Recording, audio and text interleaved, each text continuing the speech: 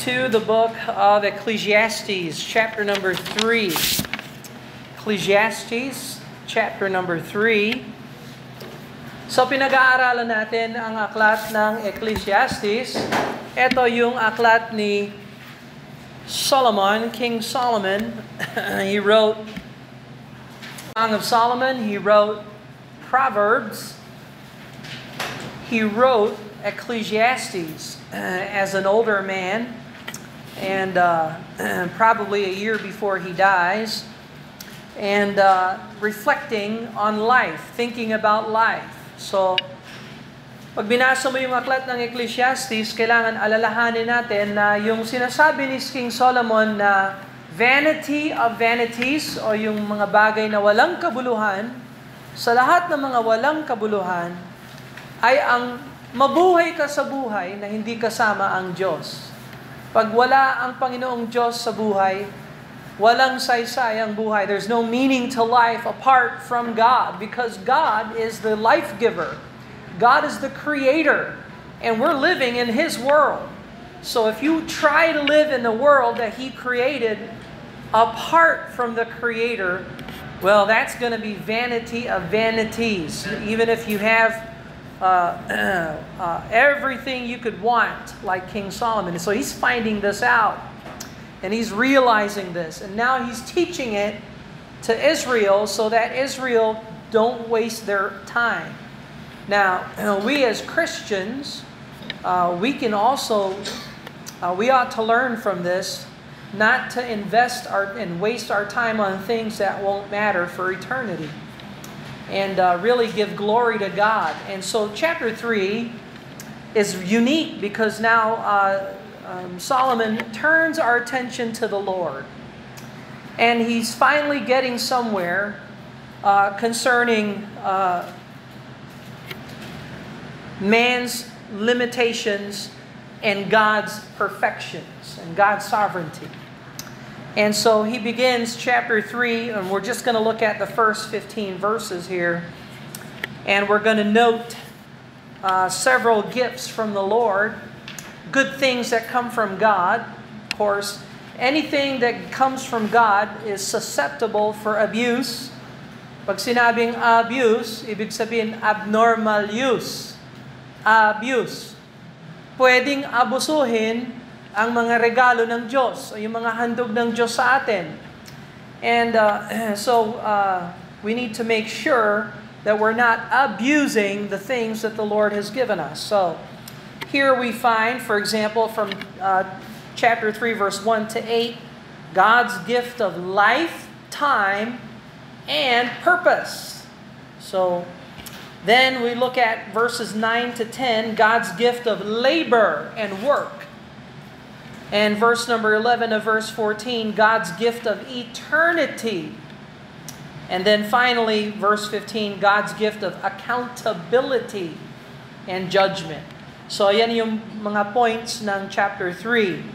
So let me just start out by saying, everything and everyone has an expiration date. So we think, we try to avoid thinking about dying and death, but the reality of the matter is everything on this earth is subject to an expiration someday. Okay? Now, that's exactly what we're going to notice in chapter 3, verse 1 to 8. So tingnan mo yung verse number 1. To everything there is a season and a time to every purpose under heaven. So under heaven, here on earth, everything has a time and an expiration. There's a beginning and there's an ending. And then from verse 2 to verse 8, he's going to show us 14 couplets. 14 things that are extreme, one extreme to the other extreme. Notice, for example, in verse 2, a time to be born, and then there's a time to die. So if you are given life, you need to remember your life is temporary. My life is temporary. So there's a time to be born and a time to die. There's a time to plant and a time to pluck up that which is planted. There's a time to kill and a time to heal. There's a time to break down and a time to build up. A time to weep and a time to laugh. A time to mourn and a time to dance. So you notice these are extremes, right? One here and then the farthest extreme over here. Verse number 5, a time to cast away stones and a time to gather stones together. This talking about warfare. When you cast stones, casting away of stones is flinging stones. So they had Jewish warriors back then were very good stone slingers. And so there's a time to defend and a time to build. A time to embrace and a time to refrain from embracing, saying goodbyes or whatever. Verse 6, a time to get and a time to lose. A time to keep and a time to cast away. All right, so there's a term. If a person just likes to keep getting and they never want to throw anything away, you know what we call those kind of people? Hoarders or pack rats. They're called pack rats or hoarders, hoarding. All right, well, listen. If the thing doesn't have a sentimental value, there's a time to cast away. You need to learn to get rid of junk. Otherwise, you'll just pile junk over junk. Now, again, if something means something sentimental, then you might want to keep that. So I have, I'm experiencing this now. So, my family's like, do you want this? Do you want this? I'm like, no, I don't want nothing. I don't want none of that. Well, what about this little thing? Okay, all right. Well, that little thing, fine. So, whatever. But you don't want to be a pack rat. You don't want to be a hoarder. So, verse 7, a time to rend and a time to sow. A time to keep silence and a time to speak. A time to love and a time to hate. A time of war and a time of peace. So everything has a time. Now, dinesign ng Diyos. Do you have study notes for them yet? Hand them your study notes.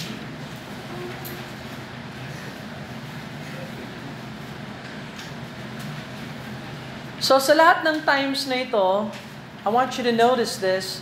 Number 1, I want you to notice that God designed man to experience all of this. Dinesign ng Diyos na maranasan ng tao ang lahat ng ito. So, look at Job chapter 2, verse number 10, for example. Job chapter 2, verse 10. We did study the book of Job. And one thing we learned about Job chapter 2, verse 10,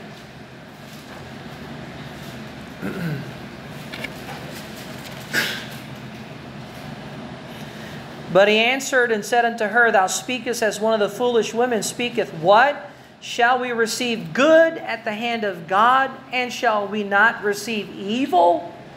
In all this did not Job sin with his lips. So if you receive good from the hand of God, don't you think you'll also receive evil? And so Job is aware, okay, if there's a time to be born, there's a time to die. And we all need to prepare for that. And so you'll never be prepared for death until you know the Lord Jesus Christ as your Lord and Savior. So, ayun ang problema ng kamatayan. You don't know when that's going to happen, when it's going to take place. So the only way to be truly prepared for death is to know Jesus Christ, who is the one who gives eternal life. So, lalo na sa mga kabataan, kasi mga kabataan hindi iniisip yung kamatayan, malayo sa isip ng kabataan. Pero alalahanin natin, yung mga kabaong ay iba't ibang sizes. Okay? So, hindi ho exempt ang mga kabataan sa kamatayan. So, the only preparation, ang kailangan mo talaga, masave. Sa magsisi at tanggapin si Jesus Christ bilang tagapagligtas. Alright, so, now, God designed us to experience all of this, but in all of this, we're supposed to trust in the Lord. So, there's a time to be born, there's a time to die, and in all that situation, and in between, and everything, we should be trusting in the Lord. If there's a time to plant and a time to pluck up that which is planted, we should trust in the Lord. Trusting in the Lord is the key in all of life's season. You trust the Lord when you're a child, you should trust the Lord when you're a teenager. When you're a teenager, you trust the Lord when you become a young adult. When you become an adult, you trust the Lord. When you become a senior, you trust the Lord. So trusting the Lord is always in season. And God desires for us to trust in Him. Pero paano naman yung mga ayaw sumunod sa Panginoon, yung mga pasaway? Can you trust the Lord to take care of the people and the things that are against the Lord? So you can trust the Lord in everything. Amen? So, very good, encouraging thoughts from King Solomon. Now look at verse number 9 at saka verse number 10. Ito yung regalo ng Diyos patungkol sa pagtatrabaho, paghihirap, pagtatrabaho. So verse 9, what profit hath he that worketh in that wherein he laboreth? I have seen the travail which God hath given to the sons of men to be exercised in it. So, sa pananaw ni King Solomon, ang trabaho ay paghihirap. Galing din yan sa mabuting kamay ng Diyos. Binigyan niya tayo ng mga bagay na pwede natin gawin. Now, so, sa lahat ng ating trabaho, kayo mga estudyante, ano yung trabaho ninyo? Yung pag-aaral. Magaan ba ang pag-aaral? No. And by the way, pag natapos na kayo sa pag-aaral, mas magiging mahirap ang buhay sa labas ng eskwela. Kaya huwag niyong isipin, pag nalampasan ko ito, okay na ako. No. No.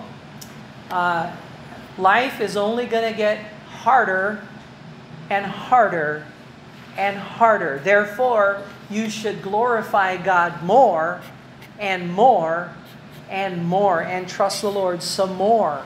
1 Corinthians 10:31. 1 Corinthians 10:31. So ito ang blessing ng salita ng Diyos. Tayo bilang Kristiyano ay hindi lang under the heaven, under the sun ang pananaw natin. Meron tayong Word of God na nagbibigay sa atin ng pananaw na lampas pa sa araw. And beyond the sun, the perspective beyond the sun. 1 Corinthians 10:31, whether therefore ye eat or drink or whatsoever ye do, do all to the glory of God. Amen. So there's motivation there. And so what are you supposed to be doing? Well, you're not just to do your activity, you're to do it unto the glory of God. So students, as you study, you're not just to study to gather information and accomplish your exam and you're done with it. No, God's trying to teach you something. How are you going to glorify Him in your work? So, tingnan mo yung pagtatrabaho ng mga tao. Yung mga may isip na gagawin ko itong trabaho ito na may kaluwalhatian sa Diyos, mas excellent yung trabaho nila. Kesa sa gawa ng maraming mga tao na gagawin ko na lang ito ay wala na akong alam na gawin or whatever. Basta na lang. Tapusin na lang ito, whatever. Substandard.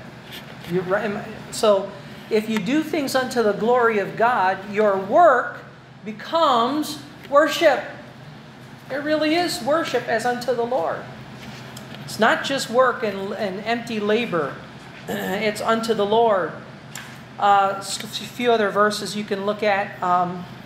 Look at Ephesians chapter 4, verse 28. This one's a great verse, Ephesians chapter 4, verse 28. So bakit tayo binigyan ng capability ng Diyos na magtrabaho o maglingkod? Ephesians chapter 4, verse 28, let him that stole steal no more, but rather let him labor, working with his hands the thing which is good, that he may have to give to him that needeth. So, yan ang isa sa mga purpose na binigyan tayo ng capability ng Diyos at kakayahan ng Diyos para tayo naman ay makatulong sa mga nangangailangan. You see that? Are you laboring unto the glory of God and being a help to the needy and so on and so forth. So God's gift of labor. By the way, saan pumasok yung kabigatan sa pagtatrabaho?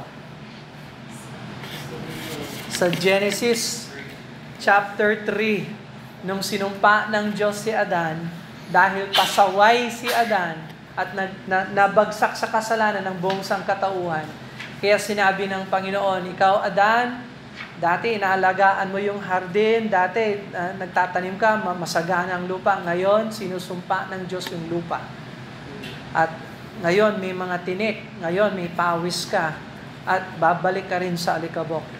And so on and so forth. So, the whole curse came because of sin.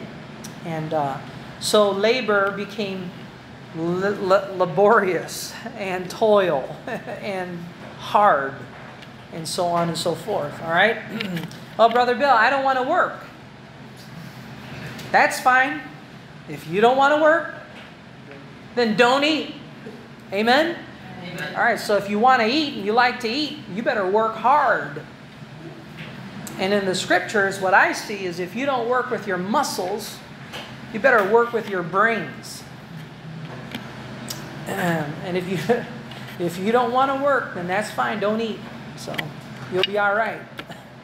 Just give it a few days. Verse number 11 hanggang verse number 14 is God's gift of eternity. God's gift of eternity. Verse 11, syempre connected ito sa verse 10. But He hath made everything beautiful in His time. Also, He hath set the world in their heart. So sa lahat ng mga tao, lahat tayo may puso, merong ininagay ang Diyos na hindi natin ma-fulfill. Kasi ang size niya ay kasing size ng mundo. Ang design talaga ng Diyos, siya ang mag-fulfill ng butas ng heart natin. So God designed the heart to have the world in it. So you'll never be satisfied unless you discover that it is God who fills the void of the heart. And there's a world-sized heart, a world-sized hole in the heart. So that no man can find out the work that God maketh from the beginning to the end. So there's that great mystery of eternity there. Verse 12, I know that there is no good in them, but for a man to rejoice and to do good in his life. Man is incapable of understanding eternity. So I remember Joseph asking me the question, Dad, what are we going to do in heaven? You know, how is that possible? How do we think of eternity? And it's like, well, how do you explain eternity? I can't, and the Bible attests to that. Look at Isaiah chapter 40, verse 28. Isaiah 40, verse 28.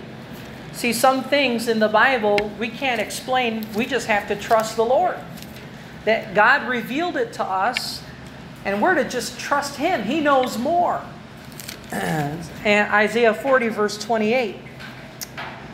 Hast thou not known, hast thou not heard that the everlasting God, the Lord, the Creator of the ends of the earth, fainteth not, neither is weary. There is no searching of His understanding. No searching. You're not gonna fully explain with full understanding who God is. That's going to take eternity in heaven. And so that's why I believe God designed heaven to be heaven. Because it'll be eternal. Every day we'll learn something new about the Lord. Say, how do you explain that? I can't. But that makes heaven extremely exciting. See, when you read the Bible and you learn something about the Lord, it just lifts you up. It just encourages you. Imagine going to heaven and learning more and more about the Lord. So, verse 13. And also that every man should eat and drink and enjoy the good of all his labor. It is the gift of God.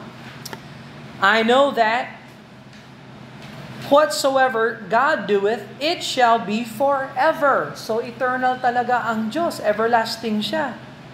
Kaya ang payo talaga ni Solomon, Proverbs chapter 3 verse 5, you know this verse, right? Trust in the Lord with all thine heart and lean not unto thine own understanding. So, sanay kasi tayong mag-lean sa understanding natin. Yan ang default setting ng tao. And God is challenging us and telling us, you can't explain me. You're to trust in me. Okay, trust in the Lord. When you can't trace Him, trust in Him. So, it shall be forever. Nothing can be put to it. Nothing can be taken from it. And God doeth it, that man should fear before Him. So what can you do about eternity? Can you make eternity shorter? Can you make it longer? What can man do with an eternal God? We can't do anything. We are at the mercy of God. Okay? But we should fear before Him. So, the word fear will show up in Ecclesiastes over and over and over again. At ito yung first time na ginamit niya yung fear sa Panginoon. So, pag fear sa English, ano yung fear sa Tagalog? Takot. So, tanong, may takot ka ba sa Diyos? May takot ka ba sa Diyos? Do you fear the Lord? What does it mean to fear the Lord? Pag sinabing may takot ka sa Diyos, alam mo, yung iba may takot sa ipis. O may takot sa snake. Ganun ba yung takot na kailangan sa Diyos? No. That's not talking about a servile fear. This is talking about a fear that humbles yourself, a fear that obeys the Lord, and a fear that respects the Lord and worships the Lord. So, i-combine mo yung tatlong idea na yan. Humility, reverence, and obedience. I-blend mo yan. Yan ang attitude ng fear of God. Yun ang ibig sabihin ng biblical fear of God. So, may takot kaya ang mga tao sa Diyos ngayon? May obedience ba sila? Wala. May respeto ba sila? Oh, 'di ba last Sunday we learned yung OMG? Napansin ba ninyo kung gaano kadali lumabas sa bibig ng mga tao yung ganon expression? So nangangahulugan, walang takot sa Diyos. Pag linggo, nagcha-church? Hindi. Walang isip patungkol sa Diyos. Nag-aaral ng Bible? Hindi. Nagpe-pray? Hindi. O, pag hindi ka nagpe-pray, wala kang takot sa Diyos. So, man should fear before Him. That's the design. Now, balang araw, we will understand more. Go to 1 Corinthians chapter 13. 1 Corinthians chapter 13, verse 12. 1 Corinthians 13:12. So sabi ng scriptures, for now, sa kasalukuyan, we see through a glass darkly. Parang tumitingin tayo sa salamin na maitim. But then face to face, pag nakita natin ang Diyos, sa rapture, sa glorified body natin, now I know in part, bahagi lang ang alam ko ngayon, but then shall I know even as also I am known. I'm going to know more about the Lord when I see Him face to face. Sabi ng Bible, we shall be like Him when we see Him. So kung paano kasuklam-suklam sa Kanya ang kasalanan, ganon din magiging kasuklam-suklam sa atin ang ating mga kasalanan na hinahawak natin ngayon. It's gonna be an amazing transformation. So, but these are great things. So ang responsibility natin under the sun, I like how Solomon puts it here, eat, drink, and enjoy the good of all His labors. It is a gift of God. So, God wants you to, He really wants you to have a wonderful life. God really wants you to have a wonderful life. But you cannot have a wonderful life if you do not walk with the Lord. If you do not fear Him. You cannot have a wonderful life because this is His world. And if you're not going to obey Him, you're rebellious. It's not going to work. Hindi mo tayo pwedeng mabuhay sa mundo na nilikha ng Diyos na hindi lumalakad na kapiling ang Diyos. Hindi magiging, yung mga relationships natin, maguguho, masisira. Yung mga trabaho natin, yung mga pinaghirapan natin, mawawala. Walang saysay kung hindi kasama ang Panginoon. Learn that in everything. Fear Him. Now the last is verse 15. This one's really amazing. That which hath been is now. So, ang alam lang natin, yung kasalukuyan. And that which is to be hath already been. At yung mga inaasahan natin sa hinaharap, sa mata ng Diyos, tapos na. Okay? So, at ang Diyos ang makakagawa ng pinaka-last phrase dito, and God requireth that which is past. So balang araw, haharap tayo sa Diyos at ire-require ng Diyos na magbigay tayo ng account sa mga nakalipas nating ginawa sa buhay. Did you see that? So, this is God's eternal plan. So maganda, alam natin yung plano ng Diyos para sa buhay natin. Pero mananagot tayo sa Diyos sa huli. Okay? Sa hinaharap natin. Sa perspective ng Panginoon, alam na ng Diyos lahat. So, tayo naman, yan ang challenge natin. How are you gonna give account to God? How will you give account to the Lord? So, let me just say, you are living now what you will answer for at the judgment seat of Christ. So, kung hindi ka saved, mananagot ka ngayon kung paano narinig mo yung magandang balita at hindi mo pa tinanggap ang Panginoong Jesucristo, mananagot ka doon. Ikaw ang sasagot sa Panginoon. Tanungin ka ng Diyos, ba't hindi ka na saved? Nagpadala ako ng mensahero. Sinulat ko ang Bible. Nagdala ako ng magandang balita. Inialay ko yung anak ko. Ba't hindi ka saved? O, anong sasabihin mo ngayon? Kasi, whatever. May sagot? Wala. O, impyerno. Tapos kapag saved ka naman, Kristiyano ka, tanungin ka ng Diyos, nagampanan mo ba yung mission na binigay ko sa'yo? Lord, ano yung mission ko? Inutusan kita na gumawa ng mga disipulo. Gumawa ka ba ng mga disipulo? Lord, hindi ko alam yun. God will require that which is past. Do you understand that? Okay, so ayusin natin yung present natin. Yung nakalipas natin, di na natin maayos yan.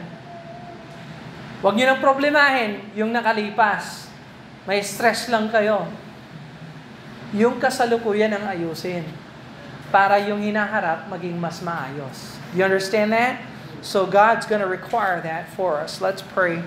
and ask the Lord to bless them. Father in heaven, we thank you that in your wisdom you show us everything has an expiration date, and we should be preparing for the day that we will see you and give account for all the things that we have done. Help us to do things unto the glory of God. Help us to take care of our present, that we would have a bright, glorious future instead of regrets. And help us, Lord, by the Holy Spirit of God, to contemplate the message of Ecclesiastes, Lord, and have meaning in our life. And we ask these things in Jesus' name. Amen and amen. God bless you. You are dismissed.